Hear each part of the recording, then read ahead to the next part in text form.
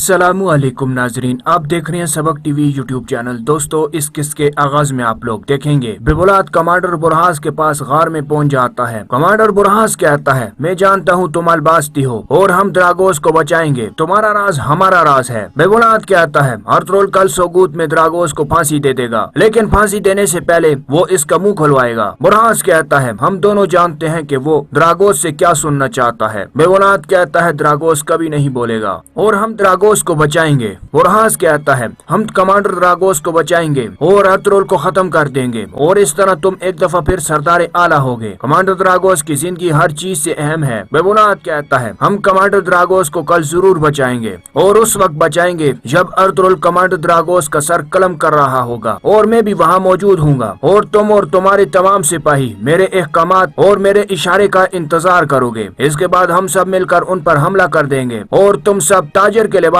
में आओगे। कमांडर बुरहास कहता है, ऐसा ही होगा। और दूसरी तरफ अर्तुगरुल साहब अब्दुर्रहमान से कहते हैं, मैं चाहता हूँ कि द्रागोस के बाहर आने से पहले सिपाही हर जगह तैनात हों। तमाम सिपाही आम आदमियों के बेस में होंगे। मुमकिन है कि द्रागोस के आदमी भी बेस बदल कर ताजरों की सूरत में हो। सुबह से सोगूत में दाखिल होने वाले तमाम ताजरों का पीछा करना, उन्हें अपनी नजरों से दूर न होने देना। अब्दुर्रहमान कहते हैं, जैसा आपका हुक्म। तुर्गुत कहते हैं, हम फरार होने वाले तमाम मुमकिन रास्तों पर सिपाहियों को बेस बदल कर तैनात करेंगे। इसके साथ साथ सोगूत के दोनों मरकजी दाखिली रास्तों पर भी। इस तरह इनके लिए फरार का कोई रास्ता खोला नहीं होगा। अर्तुगरुल साहब कहते हैं, सबसे अहम कि मैं फांसी की जगह पर कोई औरत या बच्चा नहीं चाहता। हम जानबूझकर इन्हें इस तरह खतरे में नहीं डाल सकते। सिपाही हर घर में जाएंगे और उन्हें अंदर रहने का कहेंगे। इस दिन कोई अपने घरों से नहीं निकलेगा। अर्तुगरुल साहब कहते हैं, जब वो सोगूत छीनने के लिए आएंगे तो वो सिर्फ नाकामी का मुंह देखेंगे। अर्तुगरुल साहब कहते हैं, सिपाही सुबह सवेरे किले की जानब जाएंगे और तमाम रास्तों पर छुप जाएंगे। वो जो किले से निकलेंगे कभी इनमें वापस नहीं जा सकेंगे। एक दफा सोगूत में मौजूद सब मर जाएंगे तो हम एक दफा ही हमेशा के लिए किला हासिल कर लेंगे। तुर्गुत कहते हैं, बमसी का क्या होगा हुजूर? अर्तुगरुल साहब कहते हैं, वो अपनी गलती की संगीनी को जानता है, बमसी को इस पर नदामत है। अर्तुगरुल साहब कहते हैं, लेकिन इतनी बड़ी गफलत नदामत से दूर नहीं होती। अगर गलती की जाए तो इसकी कीमत अदा करनी पड़ती है। बमसी को यहाँ लाओ अब्दुर्रहमान, फौरन जल्दी करो। और दूसरी तरफ 72 बेबुलाद से कहता है, अब हम क्या करेंगे हुजूर? क्या हम द्रागोस को अर्तुगरुल के पास रहने देंगे? बेबुलाद कहता है, अर्तुगरुल इसे जिंदा नहीं रहने देगा। वो बोले या ना बोले, वो इसे मार देगा। हम इसकी वाहिद उम्मीद है। हमें द्रागोस को जरूर बचाना है 72। अगर वो मरने से पहले बता देता है और अगर इन्हें पता चल जाता है कि मैं अलबास्ती हूँ, वो इन जमीनों से हमारा नामो निशान मिटा देगा और हम खत्म हो जाएंगे। और सिर्फ हम नहीं बल्कि पूरा उमर कबीला तबाह हो जाएगा। हम में से कोई भी जिंदा नहीं बचेगा। अर्तुगरुल का गजब पूरे कबीले को तबाह कर देगा। 72 कहता है, हमारे पास इस सोगूत से निकलने का कोई रास्ता नहीं और अर्तुगरुल हमें जाने भी नहीं देगा। बेबुलाद कहता है, वो नहीं जाने देगा, लेकिन जब तक वो जिंदा है हमें द्रागोस को बचाते हुए अर्तुगरुल को खत्म करना होगा और हमारे पास ये आखिरी मौका है। इतने में वहाँ सुरमा खातून और इल्बिलगाय खातून आती हैं और 72 चला जाता है। सुरमा खातून कहती हैं, शुक्र है कि हमारे बाबा का कातिल द्रागोस पकड़ा गया है। बेबुलाद कहता है, हर चीज का एक वक्त है सुरमा खातून। इल्बिलगाय खातून कहती हैं, क्या हो रहा है भाई? एक जख्मी सिपाही हमारे कबीले में आया जो हमने पहले कभी नहीं देखा। बेबुलाद कहता है, वो जख्मी था इल्बिलगाय खातून, क्या ये काफी नहीं है? वो शफायाब होकर चला जाएगा, ये बात कोई अहम नहीं है। इल्बिलगाय खातून कहती हैं, मैं उससे पूछगुछ करने के लिए शफा वाले खेमे में जाना चाहती थी, मगर सिपाही 72 ने मुझे रोक दिया। बेबुलाद कहता है, मेरे अहकामात पर कब सवाल उठने लगे हैं? इल्बिलगाय खातून कहती है, मैं आपके अहकामात पर सवाल नहीं उठा रही, मैं शफा वाले खेमे में मौजूद आदमी के बारे में पूछगुछ कर रही थी। वो कौन था, क्या करता है, मैं जानना चाहती थी। बेबुलाद कहता है, मुदाखलत करना बंद करो, तुम्हारे पास समझने की सलाहियत नहीं है। सिपाही 72 पहले ही इसकी वजाहत कर चुका है जो तुम जानना चाहती थी। इल्बिलगाय खातून कहती हैं, आपके साथ हमेशा ऐसे ही होता है, मैं जब भी आपसे कुछ पूछती हूँ तो आप जवाब देने से गुरेज करते हैं। आप जो कर रहे हैं क्या वो इतना बड़ा राज है कि आप इसे कबीले की खवातीन से पोशीदा रखें? बेबुलाद खड़ा हो जाता है और कहता है, तो अब मैं तुम्हें अपनी वजाहत दूंगा। हाँ, मैंने तुम्हें खबरदार किया था, लेकिन तुम फिर भी मुझसे पूछगुछ करती हो। मैं जो भी कहता हूँ कबीले में वो कानून होता है, मैं किसी को जवाब दे नहीं होगा, तुम में से किसी को नहीं। अब मेरी नजरों से दूर हो जाओ। इल्बिलगाय खातून वहाँ से चली जाती हैं। सुरमा खातून कहती हैं, बहन आहिस्ता आहिस्ता चीजों को समझना शुरू हो गई है भाई, आप इसे जानते हैं, वो इसे यूं जाने नहीं देगी। जब इंसाफ का मामला हो या दोनों कबीले के इत्तेहाद का मामला हो, वो बहुत जिद्दी है, आप जानते हैं। अगर इसने अपने शक का तस्करा अर्तुगरुल साहब से किया तो क्या होगा? बेबुलाद कहता है, इल्बिलगाय को अपनी नजरों से दूर मत होने देना सुरमा खातून, हम नहीं चाहते कि वो हमारे मंसूबों को बर्बाद करे। और दूसरी طرف बमसी साहब अर्तुगरुल साहब के पास पहुंच जाते हैं। अर्तुगरुल साहब कहते हैं, मैंने तुम्हें बताया था कि नाफरमानी नाकाबिले माफी है, लेकिन गलतियों से सीखने की बजाय तुम इसे दोहराते चले गए बमसी। क्या तुम मेरे खिलाफ हो गए हो? बमसी कहते हैं, मैं आपके खिलाफ जाने की हिम्मत नहीं कर सकता भाई। आप ठीक है, मैंने गलती की, लेकिन मैंने ये अपने बेटे के लिए किया। अर्तुगरुल साहब कहते हैं, तुम कहते हो कि तुम अपने बेटे का सोच रहे थे, मगर क्या मैं इन्हें इसको तकलीफ पहुंचाने देता? क्या मैंने तुम्हें हर बात की वजाहत नहीं की थी बमसी? क्या मैंने तुम्हें अपने बेटे की मिसाल नहीं दी थी? क्या मैंने तुम्हें बताया नहीं था कि मेरा एक मंसूबा है? मैंने तुर्गुत को भी तुम्हारे पीछे भेजा, लेकिन तुम इसको चकमा देकर वहाँ से आगे निकल गए। तुम अपना मकाम भूल गए हो बमसी। बमसी कहते हैं, मैं नहीं जानता था, मैं नहीं जानता था भाई, मैंने आपकी नहीं सुनी। मैंने समझा कि अलबास्ती मर चुका है, इसलिए मैंने इन्हें वो कमीना अलंजक दिया भाई। अर्तुगरुल साहब कहते हैं, अगर तुम सुनते तो तुम्हें मालूम हो जाता। तुम मेरे कैदी को लेकर इसे द्रागोस के हवाले करने की हिम्मत कैसे कर सकते हो बमसी? तुम इसकी सौदाबाजी करने की हिम्मत कैसे कर सकते हो? बमसी कहते हैं, भाई आप ठीक कह रहे हैं, आपने जो भी कहा ठीक है, लेकिन वो मेरा बेटा है, मुझे आप जो भी सजा देंगे मुझे कबूल है, लेकिन आप भी बाप हैं, अगर आप मेरे अमल को नहीं समझेंगे तो कौन समझ सकता है? अर्तुगरुल साहब कहते हैं, मैं समझता हूँ कि तुमने ऐसा क्यों किया, मैं समझता हूँ, लेकिन तुमने मेरी बात नहीं सुनी, इस वजह से अलबास्ती हमारे हाथ से निकल गया। अलबास्ती जाए जहन्नम में, हमने कितने आदमी खोए। बमसी कहते हैं, भाई मैं इस शर्मिंदगी में जिंदा नहीं रह सकता, मैं आप में से किसी से भी आंख मिला नहीं सकता, मैं यहाँ नहीं रह सकता। तमाम लोग हैरान हो जाते हैं। बमसी कहते हैं, भाई मैं अपना खेमा लेकर यहाँ से चला जाऊंगा। अर्तुगरुल साहब कहते हैं, तुम फिर से अपने फैसले पर चलोगे बमसी? क्या तुम फिर वही गलती करोगे? इसके बाद अर्तुगरुल साहब बैठ जाते हैं और कहते हैं, अगर तुमने कुछ ऐसा किया जो मेरे अहकामात के खिलाफ है तो मैं तुम्हें जरा भी रहम नहीं दिखाऊंगा बमसी। अब अपने खेमे में जाओ और गौर करो कि तुमने क्या किया है। जब मुझे यकीन हुआ कि तुम्हारे जमीर की दी गई सजा काफी है तो मैं तुम्हें तभी अपना फैसला सुनाऊंगा। बमसी वहाँ से चले जाते हैं और दूसरी तरफ इल्बिलगाय खातून कुछ सोच रही होती हैं और मैंगो खातून इल्बिलगाय खातून से कहती हैं, आप क्या सोच रही हैं इल्बिलगाय खातून? इल्बिलगाय खातून कहती हैं, वो शफा वाले खेमे में मौजूद आदमी कोई ताजर नहीं है, वो सलजान खातून पर हमला करने वाले आदमियों में से एक था, और आइबर्स को अगवा करने वाला अलबास्ती का आदमी, वो मुझे मारने से डरते थे। मैंगो खातून कहती हैं, तो फिर उन्होंने आपको क्यों मारा? इल्बिलगाय खातून कहती हैं, वो मुझे से पीछे और दूर से तीर मारा गया था, उन्होंने जब मुझे देखा तो वो भाग गए। इस आदमी का किसी न किसी तरह मेरे भाई के साथ कोई ताल्लुक है और मैं काफी वक्त से भाई को देख रही हूँ। वो रात को बाहर जाते हैं और कभी कभी जख्मी वापस आते हैं, इनके सिपाही भी इनके साथ जाते हैं और अब ये आदमी भी यहाँ है, इसमें कुछ ऐब है। अर्तुगरुल साहब को मैंने इस आदमी के बारे में बताया था, मैंने उन्हें बताया था कि मैं इसे दोबारा देखूं तो फिर मैं आपको बताऊंगी, और अगर मैंने उन्हें बताया तो तुम जानती हो कि क्या होगा, हमारे दोनों कबीलों के दरमियान खून रेजी होगी। मैंगो कहती है, आप क्या करेंगी? इल्बिलगाय खातून कहती है, जब वो आदमी यहाँ से जाएगा तो मैं इस कुत्ते का पीछा करूंगी और इसे गले से जाकर पकड़ूंगी। इसके बाद अगले सीन में आप लोग देखेंगे सुबह हो जाती है और जिंदान में द्रागोस अपने आप से कहता है, बुरास और बेबुरात, मैं अपनी आखिरी सांस तक तुम्हारा इंतजार करूंगा और तुम मुझे बचा लोगे। और दूसरी तरफ बेबुरात सोगूत जाने के लिए तैयार हो रहा होता है। इतने में वहाँ सुरमा खातून आती हैं और कहती हैं, मैं इस शैतान को सजा देते हुए देखना चाहती हूँ भाई। बेबुरात कहता है, अभी वक्त नहीं है बहन, द्रागोस का कोई भरोसा नहीं है। सुरमा खातून कहती है, मैं इसके चेहरे पर थूकना चाहती हूँ और मुझे साथ ले चलें। बेबुलात कहता है, मैं तुम्हारा दर्द समझता हूँ सुरमा, मैं पूरे कबीले में इसका सर नेज़े पर गाड़ कर घुमाऊंगा, फिर इस वक्त तुम इस पर थूक सकती हो, अब मुझे जल्दी करना होगी। बेबुलात वहाँ से चला जाता है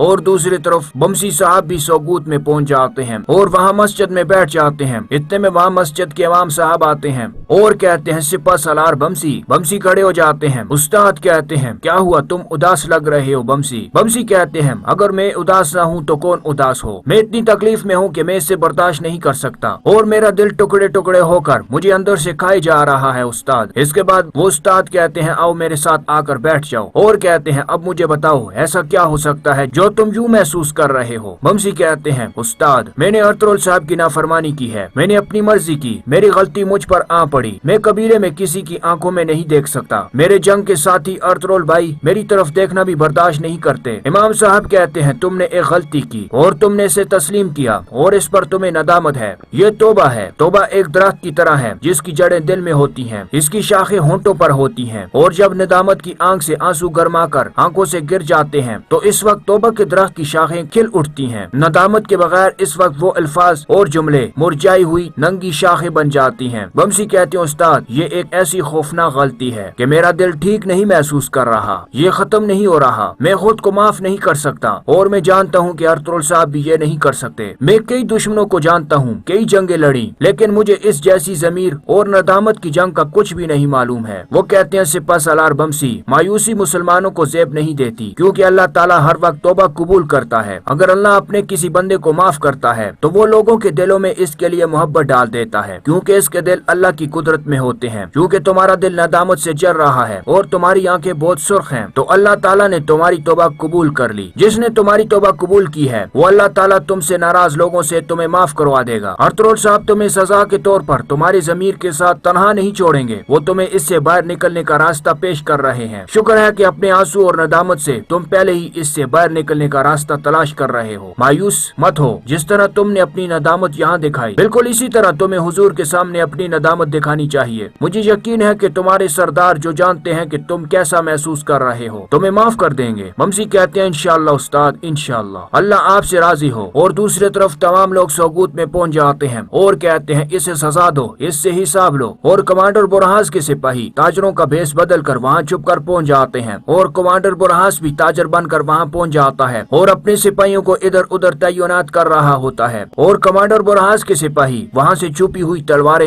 एक एक करके ले लेते हैं और इतने में बेबुलात अपने सिपाहियों के साथ सौगूत पहुँच जाता है और आकर कमांडर बुरहास को इशारा करता है। इसके बाद बेबुलात आगे बढ़ता है और अपने एक सिपाही से कहता है जब तक मैं इशारा नहीं देता कोई कुछ नहीं करेगा। वो सिपाही कहता है फिक्र न करें हुजूर, हम जानते हैं कि हमने क्या करना है। इसके बाद बेबुलात सराय में पहुंच जाता है और दूसरी तरफ से तुर्गत आते हैं। बेबुलात कहता है मेरे सिपाही चौराहे पर मेरा इंतजार कर रहे हैं, वो इंसाफ पूरा होता देखने के ख्वाहिशमंद है तुर्गत साहब। तुर्गत कहते हैं फिक्र न करें बेबुलात साहब, यह हमारा फर्ज है, इंसाफ को यकीनी बनाया जाएगा। बेबुलात कहता है अल्लाह हमारे सरदार को लंबी जिंदगी अता करे। अर्तुगरुल साहब कहाँ हैं? तुर्गत कहते हैं वो जल्द यहाँ आ जाएंगे। बेबुलात कहता है क्या अर्तुगरुल साहब ने इस कुत्ते द्रागोस से जो जानना था जान लिया है? तुर्गत कहते हैं इसने एक लफ्ज नहीं कहा। बेबुलात वहाँ से चला जाता है और खुश हो जाता है और इतने में अर्तुगरुल साहब भी अपने सिपाहियों के साथ सौगूत पहुँच जाते हैं। इसके बाद अर्तुगरुल साहब अब्दुर्रहमान से कहते हैं अब्दुर्रहमान द्रागोस को लाओ। और दोस्तों ये किस्त यहाँ पर खत्म हो जाती है। आप देख रहे थे सबक TV YouTube channel. Next episode में मिलते हैं, तब तक अल्लाह हाफिज। आऊज़ुबिल्लाहि मिनश्शैतानिर्रजीम, बिस्मिल्लाहिर्रहमानिर्रहीम। कहानी मैदान हशर पार्ट 3। वापसी पर मैंने सारे से कहा यहाँ की जिंदगी में तो खानदानों में बड़ी टूट फूट हो जाएगी, किसी की बीवी रह जाएगी और किसी का शोहर रह गया। हाँ ये सब तो होगा, आगे बढ़ने का मौका तो वो दुनिया थी जो गुजर गई। यहाँ तो जो पीछे रह गया सो रह गया, लेकिन यहाँ कोई तनहा नहीं होगा। रह जाने वालों के इंतजार में कोई नहीं रोकेगा। नए रिश्ते नाते वजूद में आएंगे, नए जोड़े बन जाएंगे, नई शादियाँ हो जाएंगी, मगर यहाँ वैसे खानदान तो नहीं होंगे जैसे दुनिया में होते थे। तुम ठीक समझे हो, दुनिया में खानदान का इदारा इंसानों के बाद कमजोरियों की बिना पर बनाया गया था। बच्चों की परवरिश और बूढ़ों की देखभाल इस इदारे का बुनियादी मकसद था। खानदान की मजबूती और इस्तेकाम के लिए मर्दों को खानदान का सरबराह बनाया गया था। इसी खानदान को जोड़े रखने के लिए औरतों को बहुत से मामलात में मर्दों से कमजोर बनाया गया था, लेकिन जबकि मर्दों को जबली तौर पर औरतों का मोहताज कर दिया गया था। वो मर्दों के लिए एक नेमत भी थी और एक जरूरत भी, इसलिए बगैर दुनिया क्या निजाम चल नहीं सकता था। मगर अब यहाँ मामलात जुदा होंगे। औरतें मर्दों के लिए एक नेमत तो रहेंगी, मगर खुद इनकी मोहताज नहीं होंगी, इसलिए इनकी कदर कीमत बहुत बढ़ जाएगी और इनका नखरा भी। इसका मतलब यह है कि इस दुनिया में औरत होना ज्यादा फायदे की बात है। औरत जब चाहेगी मर्द की तवज्जो हासिल कर लेगी, मगर मर्द का औरतों पर कोई इख्तियार नहीं होगा, हालांकि वो इनकी जरूरतमंद होगी। हाँ ये बात तो ठीक है, तो फिर हम मर्द तो नुकसान में रहे। हाँ नुकसान में तो तुम रहोगे, ये तो बड़ा मसला है। इस मसले का कोई हल? जन्नत की नई दुनिया में हर चीज का हल है। हूरें इसी मसले का हल है, मगर इनसे तो खवातीन की जेलसी महसूस होगी। नहीं ऐसा नहीं होगा। हूरें अपने स्टेटस और खूबसूरती में कभी जन्नत की खवातीन के बराबर नहीं आ सकती, इसलिए वो जन्नती खवातीन के लिए कभी रश्क व हसद का बायस नहीं बनेगी। जन्नत की खवातीन अपने एमाल की वजह से हूरों से कहीं ज्यादा खूबसूरत और बहुत बड़े स्टेटस की मालिक होंगी। इन्हें इसकी कोई परवाह नहीं होगी कि इनका शोर, इनकी दिलचस्पी क्या है। वैसे भी जन्नत इंसानों की नहीं खुदा की दुनिया है। तुम जानते हो कि इंसानों और खुदा की दुनिया में क्या फर्क होता है। मैं खामोशी से सवालिया निगाहों से देख रहा था। इसने अपने सवाल का खुद ही जवाब दिया। इंसानों की दुनिया में रकीब से हसद की जाती है, मगर खुदा की दुनिया में रकीब भी महबूब होता है। ये बात तो लाजवाब है, मगर इस मसले का फैसला जन्नती खवातीन ही कर सकती हैं। जन्नत पाकीज़ा लोगों के रहने की जगह है। इनके पास पाकीज़गी खुदा की मेहरबानी से किसी मनफी जज्बे को इनके पास पटकने नहीं देगी। साले ने मेरी बात का बराह रास्त जवाब देने की बजाय एक उसूली बात बयान की और फिर इसकी वजाहत करते हुए कहा, असल में तुम अभी तक इंसानी दुनिया के असरात से नहीं निकले हो। पिछली दुनिया आजमाइश की दुनिया थी, इसलिए वहाँ मुस्बत जज्बों के साथ मनफी जज्बे भी रख दिए गए थे। ये मनफी जज्बे इंसानी शख्सियत के अंदर से उठते हैं। हर मोमिन मर्द और औरत की ये जिम्मेदारी थी कि वो हर तरह के मनफी हालात और माहौल में रहने के बावजूद अपने अंदर पैदा होने वाले मनफी जज्बात पर काबू पाए। ये बिल्कुल ऐसा ही है जैसे पसीना, पेशाब और पखाना वगैरह इंसानी जिस्म से निकलने वाली गंदगियाँ थी। अगर हुक्म था कि हर गंदगी से अपने वजूद को पाक रखो तो तुम लोग पानी से गुस्ल और तहारत करते। इसी तरह मनफी जज्बे भी अंदर से पैदा होने वाली गंदगियाँ थी। गुस्सा, नफरत, झूठ, हसद, तकबर, कीना,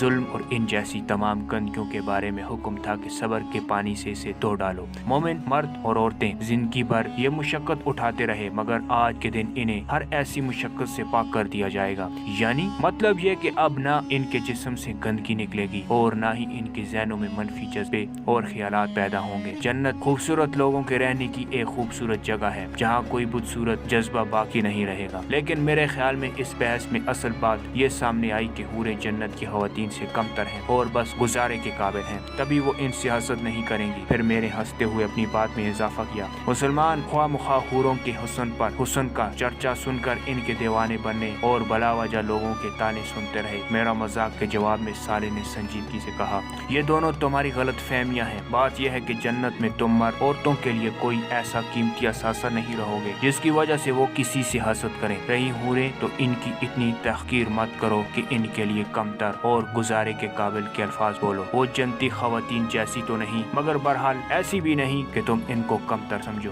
अच्छा तो वो कैसी होंगी? मैं बताता हूँ वो कैसी हैं। वो हूरें नुस्वानी जमाल का आखिरी नमूना और जिस्मानी खूबसूरत का आखिरी शाहकार। इनका बेमिसाल हुस्न और बाकमाल रूप सुर्ख पाउडर के संगार, मोतियों के हार और ज़ेब व ज़ीनत की झंकार का मोहताज नहीं होता।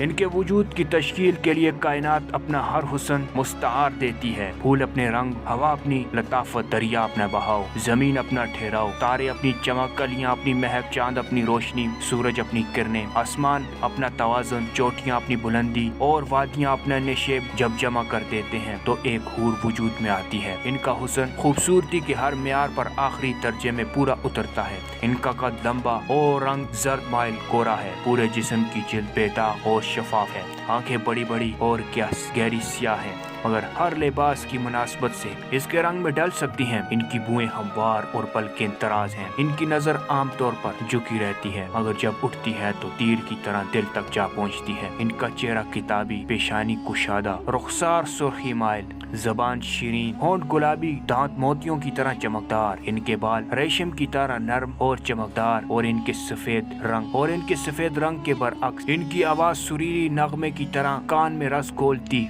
बातों में मोती जड़ते और मुस्कुराहट से रुत हसीन हो जाती। इनके वजूद में हया का अथर और सांसों में खुशबू की महक है। इनके लहजे में नरमी, चलने के अंदाज में दिलरुबाई और बोलने के तरीके में शान व वक़ार है। इनका मतहार वजूद मखमली लिबास और चमकते जेवर के अंदर बादलों में छुपते खुलते बदरे कामिल का मंजर पेश करता है। तुमने हूरों को देखा है? नहीं, किसी ने नहीं देखा, सिर्फ इनका अहवाल सुना है, वही तुम्हें बता रहा हूँ। ये कहते हुए इसने सिलसिला जारी रखा। साले बोल रहा था और मैं खामोशी से इसकी शक्ल देख रहा था और मैंने कहा, तुम्हारी बातें वाकई मुबालगा कहानियाँ और ख्वाब लग रही हैं, लेकिन ये अगर ख्वाब है तो बहुत दिलकश ख्वाब है। ये ख्वाब अभी खत्म नहीं हुआ। सुनो, एक हूर का वजूद बल खाती नदी की तरह डलता है जो आसमान की स्याह घटाओं से बर्फ की सूरत अपने सफर का आगाज करती है। मुझे समझ नहीं आ रहा था कि तारीफ हूर की करूं या तुम्हारी करूं। तारीफ तो सिर्फ अल्लाह की होनी चाहिए, मगर याद रहे मैं फरिश्ता हूँ। ये मेरा नहीं, इंसानी जज्बात का इजहार है। मैंने इंसानी अल्फाज और जज्बों के बारे में जो कुछ सीखा है, इसका अक्सर हिस्सा तुम्हारे साथ रहकर तुमसे ही सीखा है। इसलिए तुम चाहो तो अपनी तारीफ आप कर सकते हो। नहीं, तारीफ के मुस्तहिक तो अल्लाह है जो हर खूबसूरती का मालिक है, चाहे वो बयान की हो या इंसान की हो। मगर ये बताओ, क्या हूरें इंसान होंगी? हाँ, ये भी इंसान होंगी। इसी तरह अहले जन्नत के वो खुद्दाम जिन्हें गुलमान कहा जाता है, वो भी इंसान ही होंगे। ये वो लड़के हैं जो हमेशा लड़के ही रहेंगे। ये लड़के क्यों रहेंगे? मुलाजिम और खादिम तो वो بہتر ہوتا ہے جو زیادہ عمر کا ہو اور زیادہ سمجھ رکھتا ہو۔ میں نے ذہن میں آنے والا ایک اعتراض جڑ دیا، نہیں ایسا نہیں ہے، یہ کم عمر ہونے کے باوجود بلا کے مزاج شناس ہوں گے۔ اہل جنت کی مجلسوں میں جب کسی جنتی کا مشروب ختم ہوگا تو یہ اس کی نظر دیکھے گی اور بلا کچھ کہے سنے اس کے گلاس میں مطلوبہ مشروب اتنی ہی مقدار میں ڈالیں گے جتنی اس سے ضرورت ہوگی۔ اس لیے ان کی سمجھ بوجھ اور مزاج شناسی کی تو کوئی حد نہیں ہوگی۔ البتہ انہیں لڑکوں کی شکل میں اس لیے رکھا جائے گا کہ جسمانی طور پر مستعد رہیں اور لمحے بھر ہر خدمت بجا لیں۔ ان کا لباس، شکل اور حلیہ انہیں ایسا بنا دے گا کہ گویا محفل میں قیمتی موتی بکھرے ہوئے ہوں۔ ان کے ابدی طور پر کم عمر لڑکے بنانے جانے کی دوسری وجہ یہ بھی ہے کہ ان کو کبھی ازدواجی تعلق کی ضرورت نہ ہوگی، جبکہ حوریں مکمل شباب کی عمر کو پہنچی ہوئی ہوں گی اور لڑکیاں ہوں گی اور اہل جنت کی بیویاں ہوں گی۔ کیا حوریں اور غلمان اہل جنت کے لیے خاص طور پر تخلیق کیے جائیں گے؟ یہ ایک لمبی کہانی ہے، ہمارے پاس وقت کی کون سی کمی ہے؟ یہ لمبی کہانی ہے تو پھر سناتے جاؤ۔ سارے نے کہا، سنو، آج کا دن انسانوں کا پہلا محشر نہیں ہے۔ کیا مطلب؟ کیا قیامت پہلے بھی آ چکی ہے؟ قیامت تو پہلے نہیں آئی، البتہ اول تا آخر سارے انسان ایک دفعہ پہلے بھی پیدا کیے جا چکے ہیں۔ تمہارا اشارہ عہد الصد کی طرف ہے؟ ہاں، مگر اس سے قبل اللہ تعالیٰ نے تمام مخلوقات کے سامنے یہ موقع رکھا تھا کہ وہ جنت میں اللہ تعالیٰ کی ابدی رفاقت کا شرف حاصل کر لیں، لیکن اس کے لیے انہیں دنیا میں کچھ ایسے گزرنا ہوگا کہ خدا ان کے سامنے نہیں ہوگا۔ صرف اس کے احکامات ان کے سامنے آئیں گے اور انہیں بن دیکھے رب کی عبادت اور اطاعت کا راستہ اختیار کرنا ہوگا۔ زمین کی بادشاہی عارضی طور پر امانتاً اس مخلوق کو دے دی جائے گی اور اپنی بادشاہی کے زمانے میں اس مخلوق کو اپنے بارے میں یہ ثابت کرنا ہوگا کہ وہ صاحب اختیار بادشاہ ہونے کے باوجود بن دیکھے خدا کی اطاعت کے لیے تیار ہے۔ جس کسی نے اقتدار اور اختیار کی اس امانت کا درست استعمال کیا، اس کا بدلہ جنت میں خدا کی ابدی رفاقت ہوگی اور ناکامی کی صورت میں جہنم کا عذاب ہوگا۔ واپسی پر میں نے سارے سے کہا، یہاں کی زندگی میں تو خاندانوں میں بڑی ٹوٹ پھوٹ ہو جائے گی، کسی کی بیوی رہ جائے گی اور کسی کا شوہر رہ گیا۔ ہاں، یہ سب تو ہوگا، آگے بڑھنے کا موقع تو وہ دنیا تھی جو گزر گئی، یہاں تو جو پیچھے رہ گیا سو رہ گیا۔ لیکن یہاں کوئی تنہا نہیں ہوگا، رہ جانے والوں کے انتظار میں کوئی نہیں روکے گا۔ نئے رشتے ناتے وجود میں آئیں گے، نئے جوڑے بن جائیں گے، نئی شادیاں ہو جائیں گی، مگر یہاں ویسے خاندان تو نہیں ہوں گے جیسے دنیا میں ہوتے تھے۔ تم ٹھیک سمجھے ہو، دنیا میں خاندان کا ادارہ انسانوں کے بعض کمزوریوں کی بنا پر بنایا گیا تھا۔ بچوں کی پرورش اور بوڑھوں کی دیکھ بھال اس ادارے کا بنیادی مقصد تھا۔ خاندان کی مضبوطی اور استحکام کے لیے مردوں کو خاندان کا سربراہ بنایا گیا تھا۔ اسی خاندان کو جوڑے رکھنے کے لیے عورتوں کو بہت سے معاملات میں مردوں سے کمزور بنایا گیا تھا، لیکن جبکہ مردوں کو جبلی طور پر عورتوں کا محتاج کر دیا گیا تھا، وہ مردوں کے لیے ایک نعمت بھی تھی اور ایک ضرورت بھی، اس لیے بغیر دنیا کا نظام چل نہیں سکتا تھا۔ مگر اب یہاں معاملات جدا ہوں گے، عورتیں مردوں کے لیے ایک نعمت تو رہیں گی مگر خود ان کی محتاج نہیں ہوں گی، اس لیے ان کی قدر و قیمت بہت بڑھ جائے گی اور ان کا نخرہ بھی۔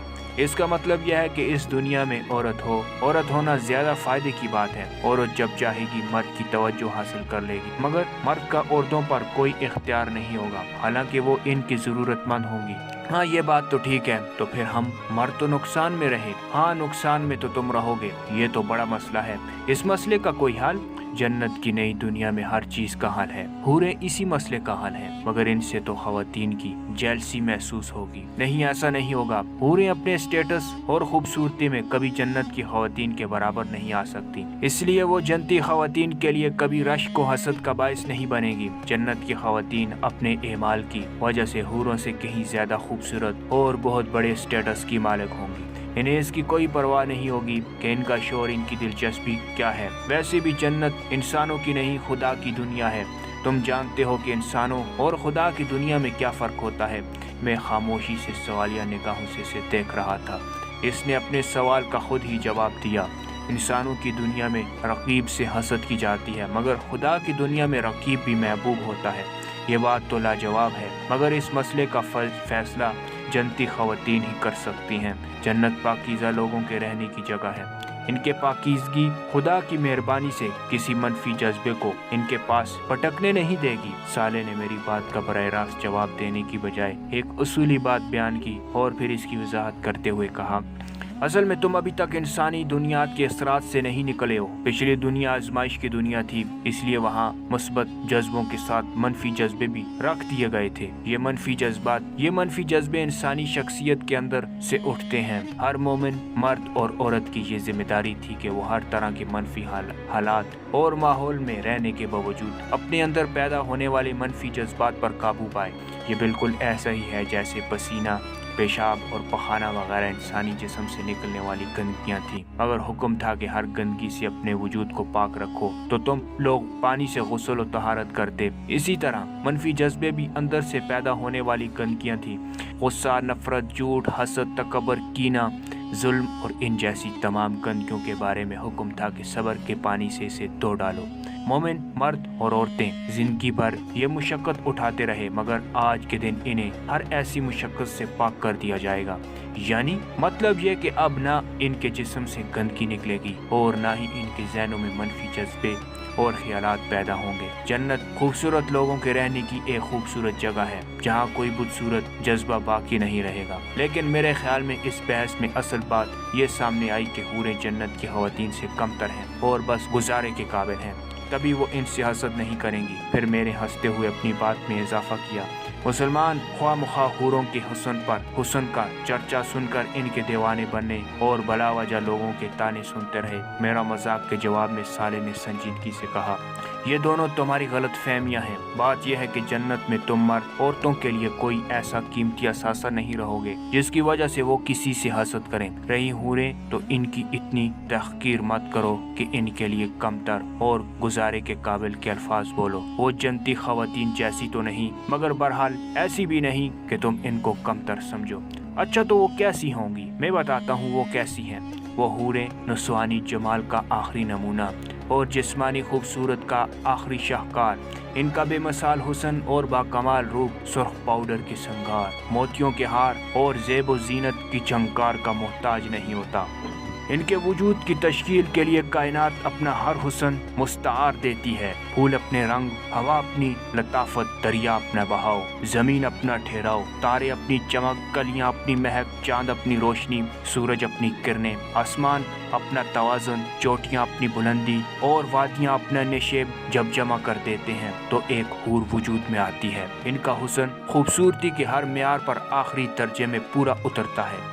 ان کا قد لمبا اور رنگ زرد مائل گورا ہے، پورے جسم کی جلد بے داغ اور شفاف ہے، آنکھیں بڑی بڑی اور گہری سیاہ ہیں، مگر ہر لباس کی مناسبت سے اس کے رنگ میں ڈل سکتی ہیں۔ ان کی بوئیں ہموار اور پلک کے دراز ہیں۔ ان کی نظر عام طور پر جھکی رہتی ہے، مگر جب اٹھتی ہے تو تیر کی طرح دل تک جا پہنچتی ہے۔ ان کا چہرہ کتابی، پیشانی کشادہ، رخسار سرخی مائل، زبان شیرین، ہونٹ گلابی، دانت موتیوں کی طرح چمکدار، ان کے بال ریشم کی طرح نرم اور چمکدار اور ان کے سفید رنگ کے برعکس ان کی آواز سریلی نغمے کی طرح کان میں رس گھولتی، باتوں میں موتی جڑتے اور مسکراہٹ سے رت حسین ہو جاتی۔ ان کے وجود میں حیا کا عطر اور سانسوں میں خوشبو کی مہک ہے۔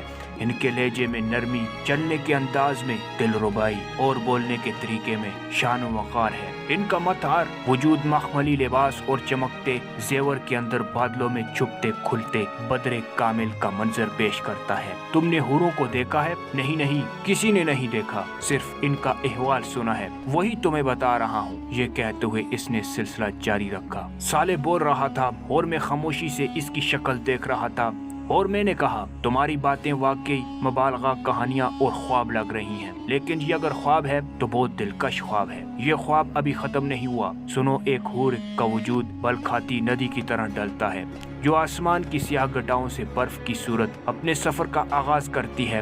مجھے سمجھ نہیں آ رہا تھا کہ تعریف حور کی کروں یا تمہاری کروں۔ تعریف تو صرف اللہ کی ہونی چاہیے، مگر یاد رہے میں فرشتہ ہوں، یہ میرا نہیں، انسانی جذبات کا اظہار ہے۔ میں نے انسانی الفاظ اور جذبوں کے بارے میں جو کچھ سیکھا ہے اس کا اکثر حصہ تمہارے ساتھ رہ کر تم سے ہی سیکھا ہے، اس لیے تم چاہو تو اپنی تعریف آپ کر سکتے ہو۔ نہیں، تعریف کے مستحق تو اللہ ہے جو ہر خوبصورتی کا مالک ہے، چاہے وہ بیان کی ہو یا انسان کی ہو۔ مگر یہ بتاؤ، کیا حوریں انسان ہوں گی؟ ہاں، یہ بھی انسان ہوں گی۔ اسی طرح اہل جنت کے وہ خدام جنہیں غلمان کہا جاتا ہے، وہ بھی انسان ہی ہوں گے۔ یہ وہ لڑکے ہیں جو ہمیشہ لڑکے ہی رہیں گے۔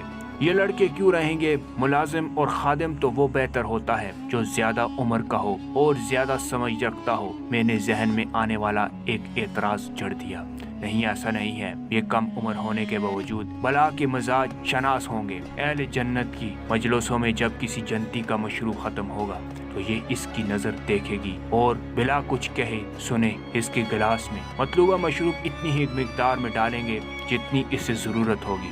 اس لیے ان کی سمجھ بوجھ اور مزاج شناسی کی تو کوئی حد نہیں ہوگی۔ البتہ انہیں لڑکوں کی شکل میں اس لیے رکھا جائے گا کہ جسمانی طور پر مستعد رہیں اور لمحے بھر ہر خدمت بجا لیں۔ ان کا لباس، شکل اور حلیہ انہیں ایسا بنا دے گا کہ گویا محفل میں قیمتی موتی بکھرے ہوئے ہوں۔ ان کے ابدی طور پر کم عمر لڑکے بنانے جانے کی دوسری وجہ یہ بھی ہے کہ ان کو کبھی ازدواجی تعلق کی ضرورت نہ ہوگی، جبکہ حوریں مکمل شباب کی عمر کو پہنچی ہوئی ہوں گی اور لڑکیاں ہوں گی اور اہل جنت کی بیویاں ہوں گی۔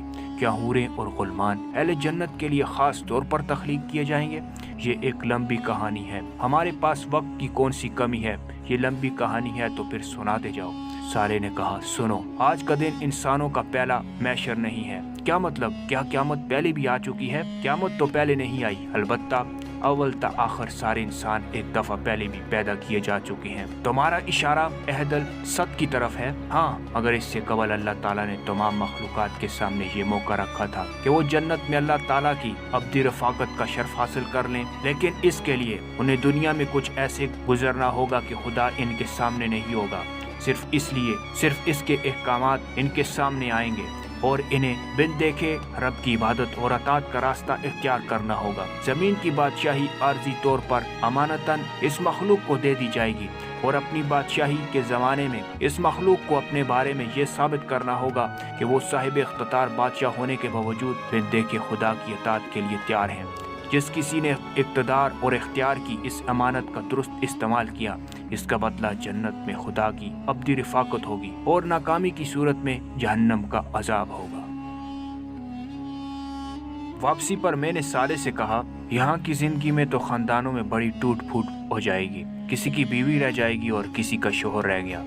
ہاں، یہ سب تو ہوگا، آگے بڑھنے کا موقع تو وہ دنیا تھی جو گزر گئی، یہاں تو جو پیچھے رہ گیا سو رہ گیا۔ لیکن یہاں کوئی تنہا نہیں ہوگا، رہ جانے والوں کے انتظار میں کوئی نہیں روکے گا۔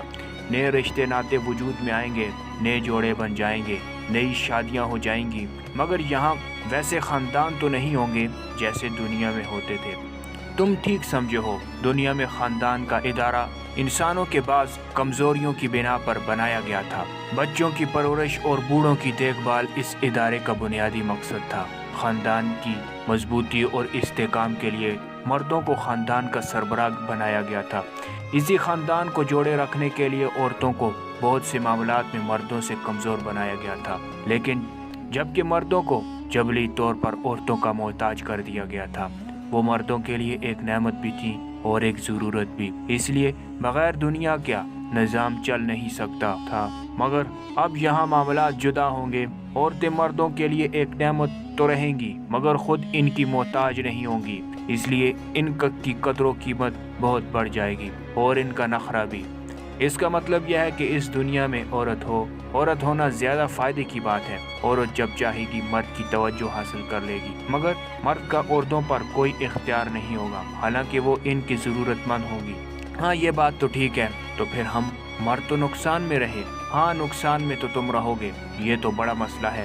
اس مسئلے کا کوئی حل؟ جنت کی نئی دنیا میں ہر چیز کا حل ہے، حوریں اسی مسئلے کا حل ہے، مگر ان سے تو خواتین کی جیلسی محسوس ہوگی۔ نہیں، ایسا نہیں ہوگا، حوریں اپنے اسٹیٹس اور خوبصورتی میں کبھی جنت کی خواتین کے برابر نہیں آ سکتی، اس لیے وہ جنتی خواتین کے لیے کبھی رشک و حسد کا باعث نہیں بنے گی۔ جنت کی خواتین اپنے اعمال کی وجہ سے حوروں سے کہیں زیادہ خوبصورت اور بہت بڑے اسٹیٹس کی مالک ہوں گی۔ انہیں اس کی کوئی پرواہ نہیں ہوگی کہ ان کا شوہر ان کی دلچسپی کیا ہے۔ ویسے بھی جنت انسانوں کی نہیں، خدا کی دنیا ہے۔ تم جانتے ہو کہ انسانوں اور خدا کی دنیا میں کیا فرق ہوتا ہے۔ میں خاموشی سے سوالیہ نگاہوں سے اسے دیکھ رہا تھا۔ اس نے اپنے سوال کا خود ہی جواب دیا۔ انسانوں کی دنیا میں رقیب سے حسد کی جاتی ہے، مگر خدا کی دنیا میں رقیب بھی محبوب ہوتا ہے۔ یہ بات تو لاجواب ہے۔ مگر اس مسئلے کا فیصلہ جنتی خواتین ہی کر سکتی ہیں۔ جنت پاکیزہ لوگوں کے رہنے کی جگہ ہے۔ ان کے پاکیزگی خدا کی مہربانی سے کسی منفی جذبے کو ان کے پاس پٹکنے نہیں دے گی۔ سالے نے میری بات کا براہ راست جواب دینے کی بجائے ایک اصولی بات بیان کی اور پھر اس کی وضاحت کرتے ہوئے کہا، اصل میں تم ابھی تک انسانی دنیات کے اثرات سے نہیں نکلے ہو۔ پچھلی دنیا آزمائش کی دنیا تھی، اس لیے وہاں مثبت جذبوں کے ساتھ منفی جذبے بھی رکھ دیے گئے تھے۔ یہ منفی جذبے انسانی شخصیت کے اندر سے اٹھتے ہیں۔ ہر مومن مرد اور عورت کی یہ ذمہ داری تھی کہ وہ ہر طرح کے منفی حالات اور ماحول میں رہنے کے باوجود اپنے اندر پیدا ہونے والے منفی جذبات پر قابو پائے۔ یہ بالکل ایسا ہی ہے جیسے پسینہ، پیشاب اور پخانہ وغیرہ انسانی جسم سے نکلنے والی گندگیاں تھیں۔ اگر حکم تھا کہ ہر گندگی سے اپنے وجود کو پاک رکھو تو تم لوگ پانی سے غسل و طہارت کرتے۔ اسی طرح منفی جذبے بھی اندر سے پیدا ہونے والی گندگیاں تھیں۔ غصہ، نفرت، جھوٹ، حسد، تکبر، کینہ، ظلم اور ان جیسی تمام گندگیوں کے بارے میں حکم تھا کہ صبر کے پانی سے اسے دھو ڈالو۔ مومن مرد اور عورتیں زندگی بھر یہ مشقت اٹھاتے رہے، مگر آج کے دن انہیں ہر ایسی مشقت سے پاک کر دیا جائے گا۔ یعنی مطلب یہ کہ اب نہ ان کے جسم سے گندگی نکلے گی اور نہ ہی ان کے ذہنوں میں منفی جذبے اور خیالات پیدا ہوں گے۔ جنت خوبصورت لوگوں کے رہنے کی ایک خوبصورت جگہ ہے جہاں کوئی بدصورت جذبہ باقی نہیں رہے گا۔ لیکن میرے خیال میں اس بحث میں اصل بات یہ سامنے آئی کہ حوریں جنت کی خواتین سے کم تر ہیں اور بس گزارے کے قابل ہیں، تبھی وہ ان سے حسد نہیں کریں گی۔ پھر میرے ہنستے ہوئے اپنی بات میں اضافہ کیا، مسلمان خواہ مخواہ حوروں کے حسن کا چرچا سن کر ان کے دیوانے بننے اور بلا وجہ لوگوں کے تانے سنتے رہے۔ میرا مذاق کے جواب میں سالے نے سنجیدگی سے کہا، یہ دونوں تمہاری غلط فہمیاں ہیں۔ بات یہ ہے کہ جنت میں تم مرد عورتوں کے لیے کوئی ایسا قیمتی اثاثہ نہیں رہو گے جس کی وجہ سے وہ کسی سے حسد کریں۔ رہی حوریں تو ان کی اتنی تحقیر مت کرو کہ ان کے لیے کم تر اور گزارے کے قابل کے الفاظ بولو۔ وہ جنتی خواتین جیسی تو نہیں، مگر بہرحال ایسی بھی نہیں کہ تم ان کو کم تر سمجھو۔ اچھا تو وہ کیسی ہوں گی؟ میں بتاتا ہوں وہ کیسی ہیں۔ وہ حوریں نسوانی جمال کا آخری نمونہ اور جسمانی خوبصورت کا آخری شاہکار۔ ان کا بے مثال حسن اور باکمال روپ سرخ پاؤڈر کی سنگار، موتیوں کے ہار اور زیب و زینت کی جھنکار کا محتاج نہیں ہوتا۔ ان کے وجود کی تشکیل کے لیے کائنات اپنا ہر حسن مستعار دیتی ہے۔ پھول اپنے رنگ، ہوا اپنی لطافت، دریا اپنا بہاؤ، زمین اپنا ٹھہراؤ، تارے اپنی چمک، کلیاں اپنی مہک، چاند اپنی روشنی، سورج اپنی کرنیں، آسمان اپنا توازن، چوٹیاں اپنی بلندی اور وادیاں اپنا نشیب جب جمع کر دیتے ہیں تو ایک حور وجود میں آتی ہے۔ ان کا حسن خوبصورتی کے ہر معیار پر آخری درجے میں پورا اترتا ہے۔ ان کا قد لمبا اور رنگ زرد مائل گورا ہے۔ پورے جسم کی جلد بے داغ اور شفاف ہے۔ آنکھیں بڑی بڑی اور گہری سیاہ ہیں، مگر ہر لباس کی مناسبت سے اس کے رنگ میں ڈل سکتی ہیں۔ دوستو اس کہانی کا بھی نیکسٹ پارٹ باقی ہے۔ پارٹ نمبر 3 میں ملتے ہیں، تب تک اللہ حافظ۔